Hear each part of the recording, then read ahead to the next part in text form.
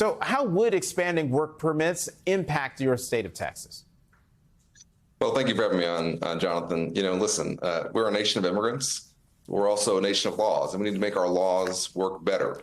And one, I think, simple way to do that is for us to expand work permits, which is a simple bipartisan solution that would be a win-win for Texas because it would help keep families together while also bring critical more workers into our economy.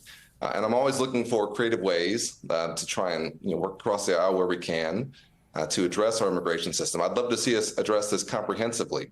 I'd love to see us actually address what's happening at the border, with the legislation that you were discussing. But unfortunately, we've not had the leadership in place to actually help us do that.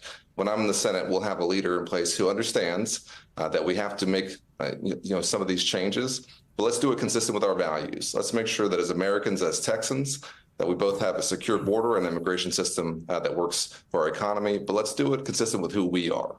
Now, as I mentioned in the intro, and as lots of folks know, especially if they watch this show, Donald Trump is essentially the reason that the bipartisan border deal fell through. Republicans are even admitting that it was their own party's fault. So do you see another chance to get something done on this issue?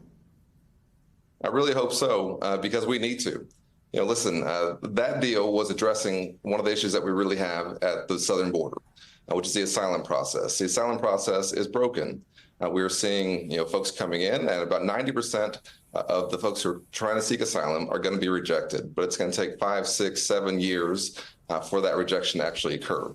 And so what this was an attempt to do was to speed up and to deal with that backlog, to provide billions of dollars of resources, more immigration judges, more CBP personnel to help us address what we're seeing at the southern border.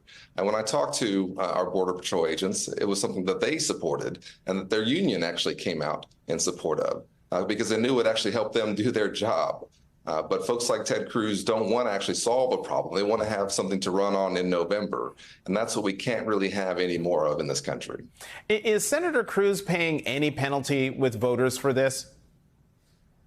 Well, I talk to folks all the time who ask me, why can't y'all just get something done?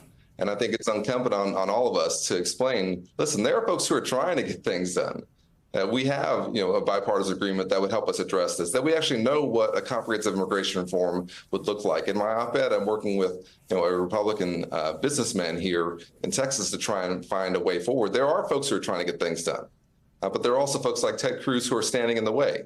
And in our democracy, elections is how we solve that. If somebody won't help you solve a crisis, which we've had at the southern border, then elect someone who will. And so that's what we have to talk about. And I think make sure that Texans and Americans understand that our immigration system is broken, but it's broken because there are folks who won't provide the leadership to help us address it. Congressman, let me get you on one more issue. You've been a fierce advocate for reproductive rights. Tonight, Texas voter Amanda Zurawski, who spoke out after being denied abortion care in Texas, introduced the vice president at an event in Pennsylvania. Are these the post-Roe horror stories? Are they changing minds in Texas? Absolutely. And Amanda is so brave. And I'm proud to call her a friend. And I think that, telling the stories like this are so incredibly painful. My wife and I have had 2 baby boys in Dallas in the last 5 years. And I hope, everyone out there who's a parent, knows what they would feel like if they had to tell the story of a much wanted pregnancy that they were not able to have the child that they were hoping for, and to talk about the pain and the suffering that's been caused by the policies that are in place here in Texas. And so these are real Texas stories, and they're tragic stories, and we have to make sure that there are no more of them.